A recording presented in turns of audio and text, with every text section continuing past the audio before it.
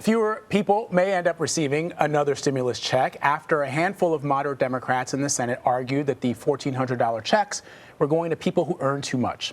Under the new deal, individuals making $75,000 or less will receive the full checks. Smaller checks will go to people making up to $80,000. Married couples who earn under $150,000 will receive $2,800 checks and an additional $1,400 for each child. Smaller checks are capped at couples making a combined $160,000.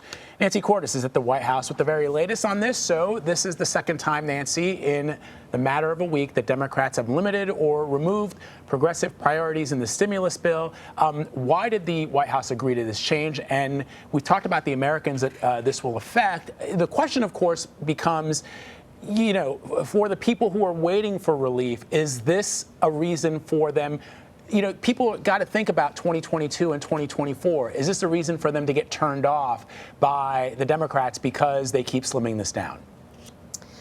Well, you know, a slimmed down package is better than no package at all. And clearly the White House determined that because there is so little margin for error here, remember, they can't count on any Republican votes in the House and the Senate. So they need to keep their entire caucus together, from the most progressive Democrats to the most moderate. And so if that means tweaking around the edges here and there to ensure that they do keep everyone on board, they're going to do it. Now, in this particular case with these stimulus checks, what this means is that there are about 9 million or so American households that got a check last year that won't get a check this year, middle-income households. But on the other hand, there are 153 million households that will still get their checks, and in fact, they'll actually get larger checks than they did the last time around. This is something that moderate Democrats like Joe Manchin, John Tester were looking for, and they were looking for other things too that they didn't get. For example, they were promoting the idea that perhaps the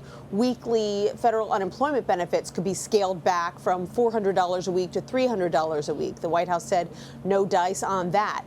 But it did want to show that it was, if not negotiating with Republicans very effectively, at least it was negotiating with moderate members of its own party. And if that means that the White House gets a chance to show it is being fiscally responsible here, it's not sending money to people who may not need it, then the White House is comfortable with that characterization. Of course, Republicans still argue that this package is way too big and that it isn't targeted enough. And that's why, as you heard Chris talking about, they are going to try to drag this out as long as possible, try to insert what you'd call poison pills into the legislation, amendments that put Democrats in a difficult spot, might force them. Republicans are hoping to vote against the bill, especially because we know at the end of the day they need all 50 Democratic senators to vote yes, plus that tie-breaking vote from the Vice President, Kamala Harris. Mm-hmm. I want to talk about sort of the state of the virus in this country. Health officials are pleading with Americans to continue to social distance, continue to wear masks. And this, of course, is coming after the governors of Texas and Mississippi both announced that they were rolling back public health guidelines, lifting their statewide mask mandates, encouraging businesses to open. Yesterday, President Biden called the move a big mistake. Here's a little bit of what he had to say. The last thing we need is the Neanderthal thinking that in the meantime everything's fine, take off your mask, forget it. It still matters. It's critical that they follow the science. Wash your hands, hot water, do it frequently, wear a mask, and stay socially distanced. And I know you all know that. I wish the heck some of our elected officials knew it. All right, so other than encouraging people to do the right thing, I mean, what can the federal government do? Any tools in the toolbox to compel some of these governors to keep some of these restrictions in place? Tools that won't ultimately have a negative effect on the good people of, say, Texas and Mississippi? Not really. I mean, the federal government can obviously establish guidelines, but it is up to individual states about whether to follow them. In the past, we've seen that some governors have only been motivated to impose new restrictions when cases in their states went back up, which the president has been arguing is not a way to run a railroad, that if you want to keep cases down in your own state and elsewhere, then every state kind of has to be on the same page. But beyond that, beyond calling governors Neanderthals or accusing them of Neanderthal thinking and using the bully pulpit of the presidency to kind of shame them, there isn't really that much that he can do. Same goes for getting teachers vaccinated. You know, the day before, the White House had said that the president was issuing a directive to states to tell them to put teachers and other people who work in schools at the front of the line. Well, when you hear language like that, it sure sounds like these states have no choice but to follow this directive. But it turns out there are not a lot of teeth behind that, that the White House can urge states to vaccinate teachers first, but it's really more of a suggestion, an argument, and they don't have the power to compel the states at the end of the day to do what the president would like them to do.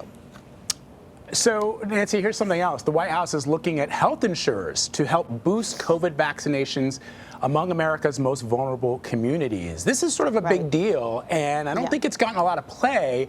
But explain to us how this new initiative will work and what the White House, what President Biden is saying about this. How do you get the insurers to go along with it?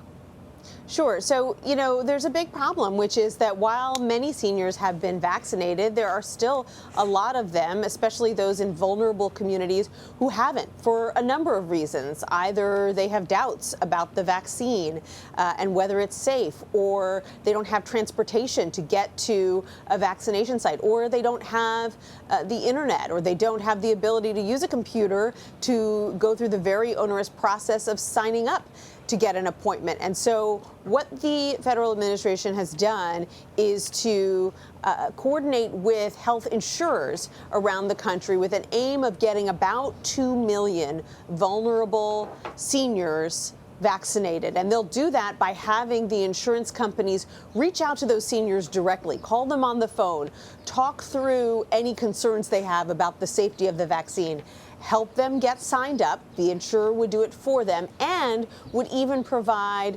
transportation to the vaccination site so that this senior could get vaccinated. It's easy to see why insurance companies might be interested in doing this, because after all, the more customers that they have who get COVID, the more expensive it is for them, especially if you've got patients who are in the hospital for weeks and weeks. So this is an interesting partnership that we're seeing now between the administration, was announced yesterday, and these private insurers. We'll see how well it works and how quickly they can actually get these 2 million seniors vaccinated.